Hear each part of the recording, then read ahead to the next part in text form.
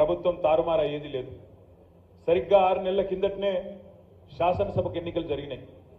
ఆ శాసనసభకు ఎన్నికలు జరిగినప్పుడు మేమందరం కూడా పెద్దలు కేసీఆర్ గారితో సహా మేమందరం కూడా ప్రతి పట్టణానికి వచ్చినాము, ప్రతి నియోజకవర్గానికి వచ్చినాము. చాలా స్పష్టంగా మీకు చెప్పినాము, దయచేసి మోసపోకండి, మోసపోతే గోసపడతారని చెప్పి మరి ప్రతి గల్లీలో ప్రతి గ్రామంలో ఎక్కడికక్కడ చెప్పినాం. కానీ కారణాలు ఏమైనప్పటికీ ప్రజలు కొన్ని వాగ్దానాలను కాంగ్రెస్ పార్టీ అరిచేతిలో చూపెట్టిన వైకుంఠాన్ని నమ్మిండ్రు. నమ్మి కాంగ్రెస్ పార్టీకి అవకాశం ఇచ్చింది. ఏమన్నారు ఆనాడు 6 నెలల కిందట కాంగ్రెస్ పార్టీ నాయకులు? ఒక్కసారి దయచేసి గుర్తు తెచ్చుకోండి. నాకు తెలిసి బహుశా ఈ రూమ్లో కూర్చున్న వాళ్ళందరూ కూడా 95% మంది రైతు బిడ్డలు లేదా రైతు కుటుంబం నుంచి వచ్చిన వాళ్ళు అయి ఉంటారని నేను అనుకుంటా ఉన్నా. రైతు కుటుంబాల నుంచి వచ్చిన వాళ్ళు ఒక్కసారి చేయలేవట్టండి. దాదాపు 100%, కొద్ది మంది తప్ప 95% దాకా రైతు కుటుంబాల నుంచి వచ్చిన వారే ఉన్నారు. మరి రైతు కుటుంబాల నుంచి వచ్చిన బిడ్డలుగా, చదువుకున్న విద్యావంతులుగా నేను మిమ్మల్ని ఆలోచించమని కోరుతా ఉన్నా. 6 నెలల కిందట తెలంగాణలో వ్యవసాయం పరిస్థితి ఏంది, ఈరోజు ఏంది ఆలోచించండి. 6 నెలల కింద మీరు విన్న అందమైన నినాదాలు ఇవాళ ఎక్కడ పోయినాయి ఆలోచించండి. ఏమన్నారు ఆనాడు గౌరవనీయులు రేవంత్ రెడ్డి గారు? ఆ రోజు రేవంత్ అన్న మాట, నాకు ఓటు వేయండి, కేసీఆర్ గారు ₹1,00,000 రుణమాఫీ చేసినాడు, నాకు మీరు అవకాశం ఇస్తే నేను ముఖ్యమంత్రిగా బాధ్యత తీసుకున్న మొదటి రోజే మొదటి సంతకమే 2 లక్షల రుణమాఫీ మీద పెడతా.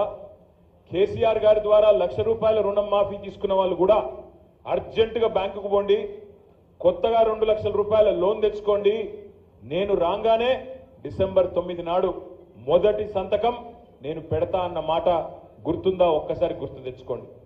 కేవలం రుణమాఫీ ఒక్కటే కాదు, చాలా విషయాలు చెప్పినారు. మరి నేను మిమ్మల్ని అడుగుతా ఉన్నా, రైతు బిడ్డలుగా ఆలోచించమని కోరుతా ఉన్నా. డిసెంబర్ 9 నాడు రుణమాఫీ అన్నారు. డిసెంబర్ 9 పోయింది, జనవరి 9 పోయింది, ఫిబ్రవరి 9 పోయింది, మార్చి 9 పోయింది, ఏప్రిల్ 9 పోయింది, మే 9 కూడా పోయింది. ఇంకో 4 రోజులైతే జూన్ 9 వస్తుంది. 6 నెలలు గడిచిపోతుంది. మొదటి రోజే సంతకం పెడతా అని చెప్పి మోసం చేసిన రేవంత్ రెడ్డి గారు కాంగ్రెస్ పార్టీ మీద ఏం చేయాలి, విద్యావంతులు ఏ నిర్ణయం తీసుకోవాలో దయచేసి మీరు ఆలోచించాలి. అదేవిధంగా ఇంకొక మాట అన్నారు, కేసీఆర్ గారు 10,000 రూపాయలు ఇస్తున్నాడు రైతు బంధు, మా ప్రభుత్వం వస్తే 10,000 కాదు 15,000 ఇస్తాం, రైతు బంధు కాదు రైతు భరోసా అన్నాడు. కేసీఆర్ గారు భూ యజమానులకే ఇస్తున్నాడు, భూస్వాములకే ఇస్తున్నాడు, మా ప్రభుత్వం వస్తే కౌలు రైతులకు కూడా రైతు భరోసా ఇస్తా, 15,000 ఇస్తా అన్నాడు. కేసీఆర్ గారు భూమున్నోళ్ళనే పట్టించుకుంటున్నాడు, మా ప్రభుత్వం వస్తే రైతు కూలీలను కూడా పట్టించుకుంటాం, నెలకు 1,000 రూపాయలు, సంవత్సరానికి 12,000 రూపాయలు మరి రైతు కూలీలకు గుడిస్తా అన్నాడు. రుణమాఫీ జరిగిందా? జరిగిందా జరగలేదా? నర్సంపేటలో ఏమైనా స్పెషల్గా జరిగిందా? జరిగిందా జరగలేదా? జరిగితే జరిగిందని చెప్పండి, జరగకపోతే జరగలేదని చెప్పండి. జరిగిందా లేదా? జరగలేదు. పోనీ కౌలు రైతులకు రైతు భరోసా వచ్చిందా? 10,000 పోయి 15,000 వచ్చిందా? వ్యవసాయ రైతు కూలీలకు 12,000 వచ్చిందా? ఇవన్నీ 100 రోజుల్లో చేస్తానన్న మాట నెరవేరిందా? నెరవేరలేదు. ఒక్కసారి ఎవరి చేతిలోనన్నా మోసపోతే, మొదటిసారి మోసపోతే మోసం చేసినోడిది తప్పైతుంది. మొదటిసారి మోసం జరిగితే మోసం చేసిన వాడిది తప్పు. కానీ రెండవసారి కూడా మళ్ళీ వాడి చేతిలోనే మోసపోతే ఈసారి మాత్రం తప్పు మోసగించబడ్డ వాడిదైతుంది, మనదైతుంది. ఆలోచించండి.